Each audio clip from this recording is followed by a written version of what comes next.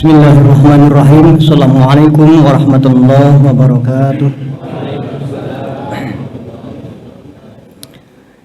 Bismillah, alhamdulillah, wassalatu wassalamu ala rasulillah wa ala alihi wa sahbihi wa wala. La hawla wa la quwwata illa billah. Asyhadu an la ilaha illallah wahdahu la syarika lah wa asyhadu anna Muhammadan abduhu wa rasuluhu alladzi la nabiyya ba'dahu.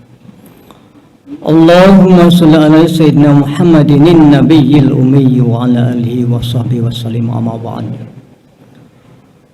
Wa qala Allah ta'ala fi kitabil karim bismillahirrahmanirrahim. Innal ladzina qalu rabbuna Allah tsumma istaqamu fala khaufun 'alaihim wa lahum yahzanun. Hadirin jamaah tarawih Masjid Al-Arab yang Allah muliakan. Sebagai orang beriman, kita sadar bahwa keimanan kita itu terkadang naik, terkadang turun. Yazid wa yanqus. Naik ketika kita melakukan ketaatan kepada Allah. Dan bisa saja kita turun ketika kita tidak melakukan ketaatan kepada Allah. Beda dengan para nabi. Kita mah orang awam biasa, terkadang naik keimanan kita, terkadang kita turun. Oleh karena itu hadirin yang berbahagia, bagaimana supaya iman kita itu sebenarnya minimal stabil, minimal. Yang pertama, sadar bahwa kita ini diutus oleh Allah Subhanahu wa taala, kita ini diciptakan oleh Allah Subhanahu wa taala memang untuk beribadah kepada Allah. Jadi kewajiban kita emang untuk beribadah kepada Allah. Di dunia ini adalah capek, tempat kita capek. Kita harus bangun pagi-pagi, melaksanakan sholat subuh. Ngantuk emang ngantuk kita. Kita harus sahur untuk melaksanakan ibadah saum siangnya. Siang harus melaksanakan sholat lohor, harus puasa. Dan emang sudah menjadi kewajiban kita. Jadi, dunia adalah tempat kita memang capek untuk melaksanakan ketaatan kepada Allah. Dalam hayang tercapai mah maut. Jadi matos maut atos. Orang tinggal nunggu hasil ketika kita di dunia. Tos pupus. Anu maut batai kewajiban, terkait kewajiban salat, kewajiban zakat, kewajiban puasa. Di atas maut. Selagi kita masih hidup, kita wajib untuk melaksanakan ketaatan kepada Allah. Salat, puasa, zakat, kemudian ibadah-ibadah yang lainnya. Jadi sadar bahwa kita adalah diciptakan oleh Allah untuk beribadah kepada Allah. Kalau kita sudah sadar bahwa kita emang hamba yang harus beribadah kepada Allah, maka ketika perintah Allah tidak merasa berat, emang sudah menjadi kewajiban kita. Saum, orang kudu saum. Siang panas-panas, hoyong nama misalkan minum CIS, anu amis. Tapi berhubung kita iman kepada Allah, ini perintah Allah, laksanakanlah perintah Allah. Yang kedua adalah berusaha untuk memotivasi diri untuk terus melaksanakan perintah Allah. Dorongan dina hati orang sadayana untuk selalu beribadah kepada Allah, selalu melaksanakan ketaatan kepada Allah, didasari dengan keimanan dan keikhlasan kepada Allah. Imanan wa ihtisaban. Jadi imanan wa ihtisaban teh lain nganungku urang bisa mungkul dina segala hal, urang didasari ku imanan wa ihtisaban. Salat didasarkan ku keimanan wa ihtisaban, iman dan ikhlas kepada Allah. Zakat, melaksanakan yang ibadah yang lainnya, dasari dengan imanan wa ihtisaban. Terus berusaha untuk memotivasi untuk beribadah kepada Allah. Yang ketiga adalah terus menggali ilmu. Jadi ulah ngarasa cukup urang teu ilmu teh tos aya teh ulah. Justru urang kudu ngarasa kurang dan kurang terus. Semakin kita menggali ilmu, maka semakin sadar bahwa diri kita ini banyak kekurangannya. Jangan merasa saya sudah hafal, saya sudah punya ilmunya. Jangan, justru terus kita berusaha untuk menggali ilmu. Jadi jangan merasa puas dengan ilmu yang kita dapatkan.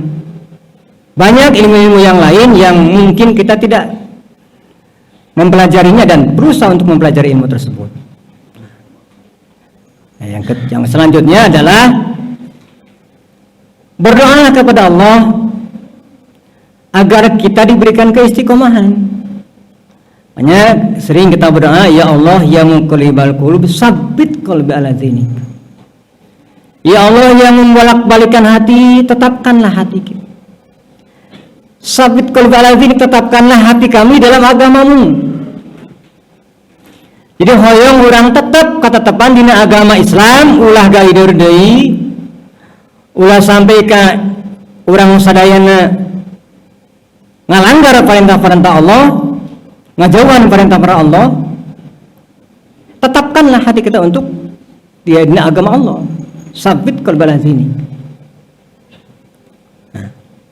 Dan selanjutnya agar kita istiqomah dalam melaksanakan kebaikan, bertemanlah dengan orang-orang yang soleh. Teman kalintang pisan mempengaruhi karena diri orang. Orang sasarangan jeung jalmi misalkan anggap jalmi anu tebih kana ibadah ka Allah, bisa-bisa orang anu bakal kacanakeun. Leuheung lamun urang tiasa nyandak orang anu tebih tina ibadah ka Allah jadi caket malah mendieu urang. Malah orang anu malah ngadebihan.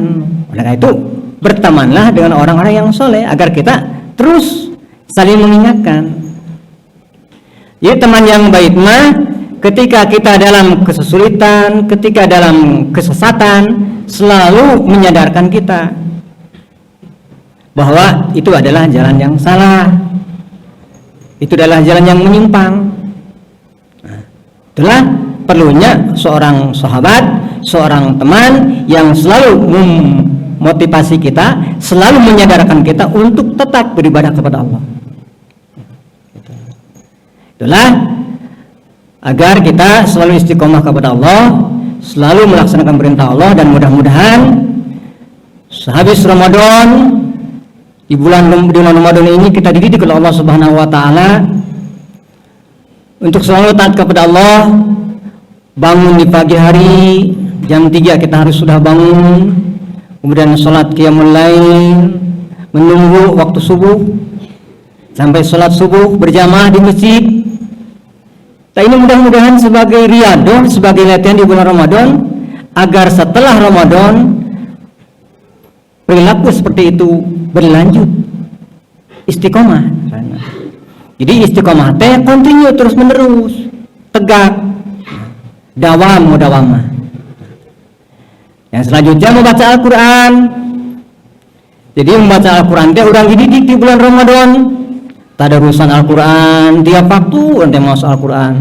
Subuh maos Al-Quran, tas lohor maos Al-Quran, tas asar maos Al-Quran. Tidak ada waktu yang sempit kecuali membaca Al-Quran. Dan perilaku seperti ini berlanjut setelah orang Ramadan. Jadi lain bulan Ramadan maca Al-Quran bikin kedua tamatan aitos beres Ramadan rangles simpen Al-Quran teh. Dawama. Bahkan amal anu sae teh nyaeta adwamuha. Dawam. Abdul amali adwamuha wa in qalla.